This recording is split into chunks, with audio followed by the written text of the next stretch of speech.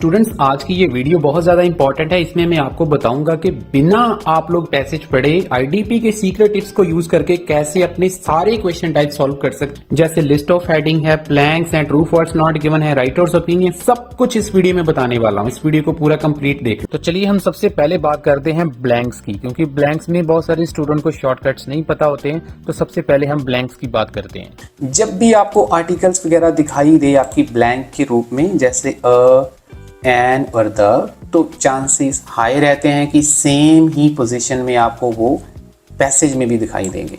अब एग्जांपल के साथ देख सकते हैं, जैसे a physical barrier such as a dash can prevent people from reaching hospital. तो यहाँ पे ये आप देख सकते हैं अ माउंटेन वहाँ पे भी लिखा हुआ है, तो आंसर इसका माउंटेन है। तो चांसेस रहेंगे कि आपको पैसेज में भी सेम पोजीशन के ऊपर ये जो आर्टिकल है आपको मिलेंगे, तो चांसेस वहाँ पे हैं कि आपका आंसर सही हो सकता है। नेक्स्ट जो टिप है ना, इतना ज़्यादा इंपॉर्टेंट है, आप लोग स्किप मत करना। जैसे ग्रामेटिकल पॉसिबिलिटीज़ की अगर हम बात करें, तो ग्रामेटिकल पॉसिबिलिटीज़ काफ़ी ज़्यादा आंसर्स आपके अपने आप ही बता देती है, आपको पैसेज पढ़ने की ज़रूरत भी नहीं पड़ती है, राइट। जैसे हम बात करें नाउन, वर्ब और एडजेक्टिव का जो कम्बिनेशन है ना, आपको अच्छे से इसका पता हो तो आपको काफ़ी हद तक आंसर वैसे ही पता चल जाता है। या फिर अगर हम बात करें सेकंड वाले की, तो प्लूरल, सिंगुलर, प्लूरल की आपको जो है अच्छे से पकड़ हो ग्रामर में, तो आप आंसर पकड़ लोगे। और थर्ड वाले में अगर मैं बात करूं प्रेजेंट इंडेफिनिट की, ये टेंस इतना ज़्यादा इंपॉर्टेंट है कि काफ़ी सारे आंसर्स इसी चीज़ के ऊपर होते हैं। ये टिप सिर्फ रीडिंग के लिए नहीं है, लिसनिंग में भी बहुत सारी चीज़ें इसमें से यूज हो सकती हैं। आप एग्जाम्पल के साथ समझिए। जैसे यहाँ पे लिखा हुआ one cause of pollution is dash. यहाँ पे बहुत ज़्यादा पॉसिबिलिटी आप में से बहुत सारे स्टूडेंट्स को लग सकता है कि यहाँ पे आंसर सिंगुलर आएगा, लेकिन नहीं, यहाँ पे जो आंसर है वो प्लूरल आएगा, क्योंकि जो आपकी वर्ब है आगे जो दी हुई है उसने दैट बर्न, और ये जो दैट है, दैट का मतलब जो भी पीछे ब्लैंक उसने बना रखी उसके लिए उसने उसको आके रेफर कर दिया। तो मतलब वो जो चीज़ है जलाती है किसी पर्टिकुलर फ्यूल को, तो मतलब यहाँ पे जो भी वर्ड आएगा उसके साथ इस आएगा, तो इसका जो आंसर है वो फैक्ट्रीज है। तो मतलब यहाँ पर आपको बिना पैसेज में जाए आपको समझ लग रहा है कि आपका आंसर जो है प्लूरल है। कई बार क्या होता है कि हम लोग जो है वो इधर उधर घूमते रहते हैं, हमारे आसपास आंसर होता है लेकिन हमें आंसर नहीं मिलता। आप में से बहुत सारे स्टूडेंट ऐसी कंप्लेंट कर सकते हैं, लेकिन आपको अगर ग्रामर का रूल अच्छे से पता है तो 100% आपके आंसर जो है वो कभी गलत नहीं होगा, राइट। तो ये जो आपको पता है प्रेजेंट इंडेफिनिट का रूल होता है, अगर आपको नहीं पता है तो आपको ये जरूर सीख लेना चाहिए। अगला जो हमारा इंपॉर्टेंट चीज़ है वो है राइटर्स ओपिनियन, जो कि बहुत ज़्यादा कंफ्यूजिंग होते हैं, स्टूडेंट्स का टाइम काफ़ी ज़्यादा वेस्ट करते हैं। तो जब भी आपको राइटर्स ओपिनियंस दिखाई देते हैं, राइटर्स ओपिनियन के लिए सबसे पहले मैं बात करूंगा, जैसे आप लोग देख सकते हैं यहाँ पे एक लिस्ट बनी हुई है। तो आपको ये नहीं करना है कि आपको ये क्वेश्चन को पहले रीड करना है और फिर पैसेज में जाना है, ऐसा नहीं करना है। आप जब भी क्वेश्चन को सॉल्व कर रहे हैं दूसरे क्वेश्चंस को, तो साथ साथ में आपको जब भी राइटर्स के ओपिनियंस के नाम वगैरह दिख रहे हैं, राइटर के जो नाम हैं उनको उसी वक्त अंडरलाइन कर लेना है। और इसके जो ज़्यादातर आंसर होते हैं वो इन्वर्टेड कॉमास में होते हैं। अभी रुकिए, अभी एक और चीज़ बताने वाला हूँ इसी के रिगार्डिंग। ये जो वर्डिंग है ना, ये काफ़ी ज़्यादा कॉमनली आपको वहाँ पे मिलने वाली है जब भी राइटर्स ओपिनियन आप सॉल्व करते हैं। तो कैसे मिलने वाली है, मतलब आपको claimed that, studied that, believed that, shows that, ये सारे वर्ड्स आपको वहाँ पे मिलेंगे जब भी राइटर्स ओपिनियन आप फाइंड आउट करेंगे। जब भी आपको ये चीज़ मिलती है उसके बाद इन्वर्टेड कॉमा आप देख सकते हैं, यहाँ पे द के पीछे जो है वो इन्वर्टेड कॉमा है, और यहाँ पर वर्क जो लिखा हुआ उसके बाद जो क्लोज किया उसको भी इन्वर्टेड कॉमा से ही उसने क्लोज किया। तो ज़्यादा चांसेस रहते हैं कि इन्वर्टेड कॉमा जब भी आपको मिले तो आंसर आपको वहाँ पर ही पढ़ना है, आपको सारा पैसेज फाइंड आउट करने की जरूरत नहीं है। उसके बाद हम बात करते हैं लिस्ट ऑफ हेडिंग, जिसके लिए आप लोग बहुत ज़्यादा परेशान हैं। सारी परेशानियां दूर करने वाला हूँ, सारे आईडीपी के सीक्रेट्स आपके सामने खोलने वाला हूँ, कैसे आईडीपी वाले आप लोगों को बेवकूफ़ बना रहे हैं। अगर आपको लिस्ट में प्रोजेक्शन, फ्यूचर टेंस वगैरह दिख रहा है तो बहुत ज़्यादा चांसेस होता है कि वो लास्ट पैराग्राफ में ही होगा, राइट।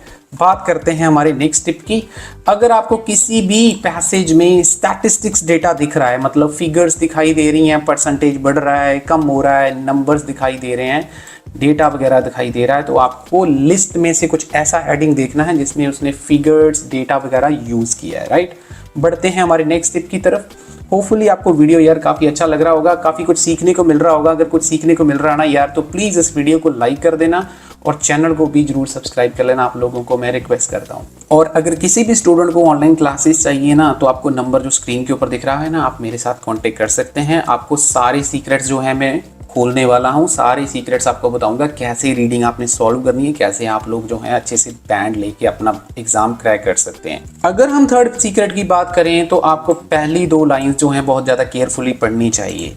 बहुत ज़्यादा केयरफुली पढ़ने का मतलब ये है कि अगर आपके सामने 6 लिस्ट ऑफ हेडिंग आए हैं तो उसमें से 2 लिस्ट ऑफ हेडिंग उसने पहली 2 लाइन में ही छुपा कर रखे होते हैं, ये गारंटी होती है, राइट। सारे लिस्ट ऑफ हेडिंग नहीं मिलेंगे, लेकिन 2 लिस्ट ऑफ हेडिंग आपको पहली 2 लाइंस में ही मिल जाएंगे। तो आपको क्या करना है, सारे पैराग्राफ की पहली 2 लाइंस आपको स्टार्टिंग में ही पढ़ लेनी है, जिससे कि आपका आसानी वाला काम जो है वो आपके हाथ से ना निकले। तो नेक्स्ट टिप की तरफ हम बढ़ते हैं, वो है कि जब भी आप लिस्ट ऑफ हेडिंग सॉल्व कर रहे हैं तो उस पैराग्राफ में अगर कहीं पर भी आपको firstly, secondly, finally, primarily, another reason, moreover, what's more, in addition, मतलब क्या है कि ये सारी जो है ना लिस्टिंग होती है। अगर आपको ये लिस्ट दिखाई दे रही है तो वो सारा पैराग्राफ आपको रीड करने की कोई ज़रूरत नहीं है। उसका जो जिस्ट है वो फर्स्ट लाइन में ही उसने दे रखा है, आपको सिर्फ उसका मीनिंग समझना है, राइट। बढ़ते हैं हमारी नेक्स्ट टिप की तरफ। अच्छा लग रही है तो प्लीज़ इस वीडियो को जरूर लाइक कर देना और चैनल को जरूर सब्सक्राइब करना। अभी और भी सीक्रेट आपके सामने खोलने वाला हूँ। पंक्चुएशंस की बात कर लेते हैं, बहुत बड़ा रोल प्ले करती हैं पंक्चुएशंस, जिसमें कोलोन, सेमीकोलोन और हाइफन जब भी आपको ये पैराग्राफ में दिखाई दे तो वहां पर आपको स्टिक हो जाना है। और काफ़ी ज़्यादा चांसेस होते हैं, स्पेशली हाइफन के केस में, कि हाइफन के जो पहले का उसने बात बोली होती वही आपके पैराग्राफ का मेन जिस्ट होता है, राइट। बढ़ते हैं हमारे नेक्स्ट टिप की तरफ। अगर आपको किसी पैराग्राफ में examples, for instance, to exemplify वगैरह दिखाई देता है तो मतलब क्या है कि आपको इनको बिल्कुल भी पढ़ना नहीं है। इससे पहले वाला जो टेक्स्ट लिखा हुआ है वो आपके लिए इंपॉर्टेंट है। सिर्फ आपको वो टेक्स्ट जो है वो रीड करना है और उसका मीनिंग समझ के अपने लिस्ट ऑफ हेडिंग के साथ मैच करना है। काफ़ी सारा टाइम आपका इससे बचेगा। नेक्स्ट टिप की अगर हम बात करें तो मैकेनिज्म वगैरह अगर किसी पैराग्राफ में किसी चीज़ का उसने दे रखा है, आप लोग ने नोटिस किया होगा कि कई बारी वो किसी मशीन की वर्किंग को प्रेजेंट कर देते हैं, उसमें बहुत सारे स्टेप्स दिए होते हैं। तो उसने पैसेज में ऐसा लिखा होता है, लेकिन लिस्ट ऑफ हेडिंग में उसने लिखा होता है how does it work, process of something या प्रिंसिपल एलेबोरेटेड। तो फटाफट से आपको ये वाला आंसर जो है वो लगा देते हैं। चलिए चलते चलते मैं आपको एक और बता देता हूँ जो कि काफ़ी ज़्यादा इम्पोर्टेंट है। कहीं पर भी आपको बहुत सारी कंट्रीज़ का जिक्र उसने कर रखा है, जैसे India, China, Pakistan, New Zealand, Australia, तो आपको समझना चाहिए कि उसने कुछ इंटरनेशनल और ग्लोबल लेवल पर कुछ बात करी है। तो आपको पैराग्राफ में कंट्रीज दे रखी होंगी और लिस्ट ऑफ हेडिंग में उसने इंटरनेशनल और ग्लोबल वगैरह वर्ड यूज़ किया होगा, तो काफ़ी ज़्यादा चांस रहते हैं कि आपको आंसर वही जो है आपका होने वाला है, राइट। तो अभी वीडियो को स्किप मत करना, क्योंकि अभी मैं आपको ट्रू फॉल्स नॉट गिवन के भी इंपॉर्टेंट टिप्स बताने वाला हूँ। बिना पढ़े आपको सारा जो है आप सॉल्व कर सकते हैं। तो चलिए हम बढ़ते हैं ट्रू फॉल्स नॉट गिवन की तरफ। तो ट्रू फॉल्स नॉट गिवन में सबसे पहले हम बात करेंगे ट्रू जो आंसर होता है वो किस चीज के ऊपर आईडीपी वाले डिजाइन करते हैं। स्टूडेंट्स, अगर आपको अपने एग्जाम में अननोन वोकैबुलरी मिल रही है ट्रू फॉल्स नॉट गिवन में, जैसे एटीट्यूड, इनएविटेबल, पेडेस्ट्रियंस, ये मैंने कुछ एग्जांपल्स लिखी हैं, तो काफ़ी ज़्यादा चांसेस होते हैं कि वो वाला आंसर जो है वो ट्रू ही है। आप एग्जाम्पल देख सकते हैं, ये सारी एग्जाम्पल जो मैं कैमरे से उठा के आपके सामने रखी हैं, जैसे the tunnel is no longer used as pedestrian walkway. तो ये पेडेस्ट्रियन का मीनिंग आप में से बहुत सारे स्टूडेंट को नहीं पता होगा, ठीक है, तो लेकिन इसका आंसर जो है वो ट्रू है। तो मतलब कहीं पे भी आपको अननोन वोकैबुलरी अगर दिखती है तो ज़्यादा चांसेस रहते हैं कि वो वाला आंसर ट्रू ही होगा। उसी प्रकार से जैसे एटीट्यूड वाली एग्जांपल आपको स्क्रीन के ऊपर दिख रही है, ये भी हमने कैमरे से उठाई है, तो इसका भी आंसर जो है वो ट्रू है। आप में से बहुत सारे स्टूडेंट को एटीट्यूड का मीनिंग नहीं पता होगा। चलिए हम बढ़ते हैं अपने नेक्स्ट सीक्रेट टिप की तरफ। तो नेक्स्ट सीक्रेट टिप है वो है कि जब भी आपको क्वेश्चन की स्टेटमेंट थोड़ी लंबी दिखाई दे ट्रू फॉल्स नॉट गिवन में, तो ज्यादा चांसेस रहते हैं कि वो वाला आंसर ट्रू होगा, ठीक है। जैसे आप लोग देख सकते हैं स्क्रीन के ऊपर ये 7 ट्रू फॉल्स आपको दिख रहे हैं। ये कैम्ब्रिज 13 टेस्ट 4 से मैंने ये एग्जांपल ली है। इसमें 4 नंबर क्वेश्चन की स्टेटमेंट बहुत ज़्यादा लंबी है, 6 नंबर स्टेटमेंट बहुत ज़्यादा लंबी, और दोनों ही आंसर जो है वे ट्रू है। तो ज़्यादा चांसेस होते हैं कि जो क्वेश्चंस ज़्यादा लंबे, लेंथ जिसकी ज़्यादा लंबी होती है, चांसेस रहते हैं कि आंसर उसका जो है वो ट्रू होता है। तो अब इसके बाद हम बात करते हैं कि जिसके लिए आप लोग बहुत ज़्यादा परेशान होते हो, वो है आपके आंसर्स फॉल्स और नो के बारे में। ठीक है जी। और फॉल्स और नो के बारे में अगर हम बात करें तो सबसे पहली जो इंपॉर्टेंट चीज़ है वो है एक्सट्रीम वर्ड्स। जब भी आपको अपने क्वेश्चन में एक्सट्रीम वर्ड्स दिखाई देते हैं, जैसे all, always, completely, majority, never, no, ऐसे वर्ड्स अगर आपको दिखाई दे रहे हैं आपके ट्रू फॉल्स नॉट गिवन वाले क्वेश्चंस में, तो ज़्यादा चांसेस रहते हैं कि आपका आंसर फॉल्स होने के ही चांस होते हैं। आप लोग देख सकते हैं कैम्ब्रिज 11 से मैंने ये एग्जाम्पल लिया है। इसमें जैसे इसने लिखा है, Paris encourages staff to offer help to all customer. सारे कस्टमर्स को हेल्प करने के लिए अपने स्टाफ को बोलता था, सारे कस्टमर्स को बोलता था। बहुत रेयर चांस होता है कि सारे कस्टमर्स के बारे में उसने लिखा हो। तो ज़्यादा चांसेस रहते हैं कि जब भी आपको ऐसे वर्ड्स क्वेश्चन में दिखाई देते हैं तो आंसर आपका फॉल्स होता है। उसी प्रकार से जैसे all the patients were experimented in the test, सारे पेशेंट्स को टेस्ट किया गया।